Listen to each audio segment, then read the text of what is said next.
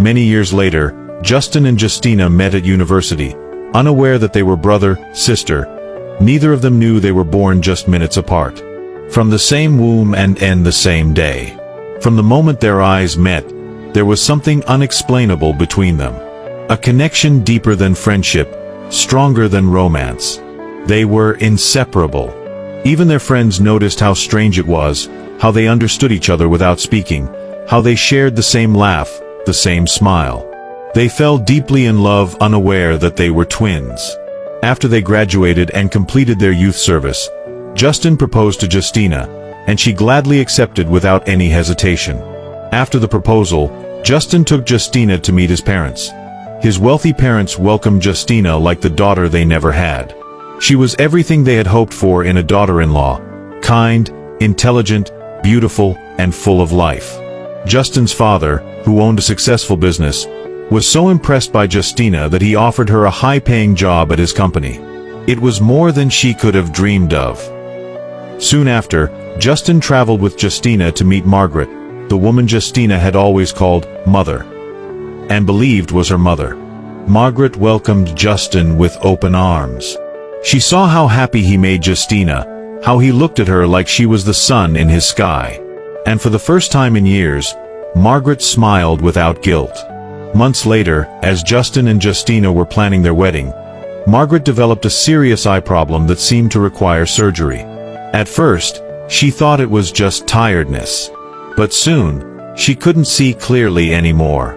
Justin insisted they take her to a prestigious hospital in the city. There, after a series of tests, the doctors discovered that Margaret didn't need surgery, just intensive treatment. She would have to stay in the hospital for weeks or a month.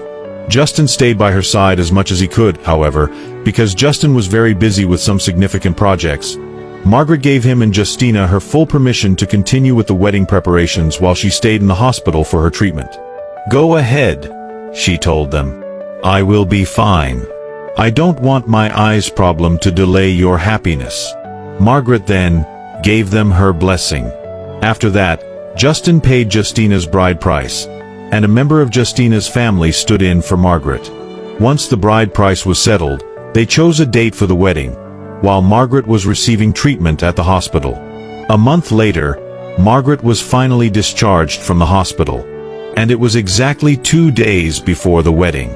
She was still weak, but nothing could keep her away from seeing her beloved Justina walk down the aisle. As they arrived at the town where the wedding would take place, Margaret was excited. She hadn't met Justin's parents in person yet. On the wedding day, Justin introduced Margaret to his parents, then stepped away.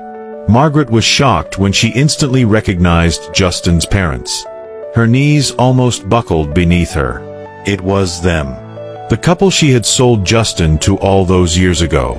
The memories came rushing back like a tidal wave. The pain, the shame, the secret she had buried deep. And now, here they were, standing proudly as the groom's parents. And Justina, her sweet, loving niece, was about to marry her own twin brother. Margaret's breath caught in her throat. She wanted to scream. She wanted to run. But instead, she forced herself to stay calm. Without causing a scene, she quietly pulled Justin's parents aside from the crowd. "Sir, Ma," she whispered, voice trembling. "I know you both. You were the couple I sold my late sister's baby boy to many years ago. Do you remember?" Suddenly, Justin's parents recognized her too. Then Margaret shared the shocking truth that shook them to the core. With tears in her eyes, she said, "Justina is Justin's twin sister. They were twin." Justin's parents stood frozen. Their hearts pounded like a war drum. The truth hit them like a tidal wave.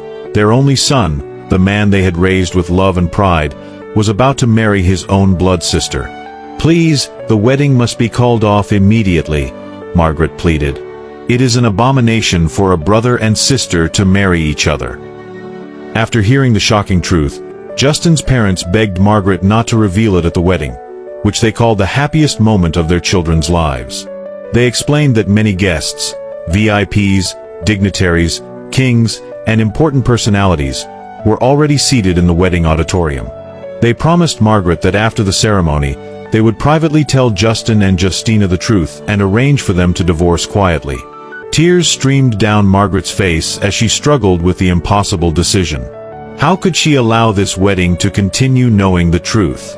But how could she destroy such joy in front of the whole world, on what was supposed to be the happiest day of their lives?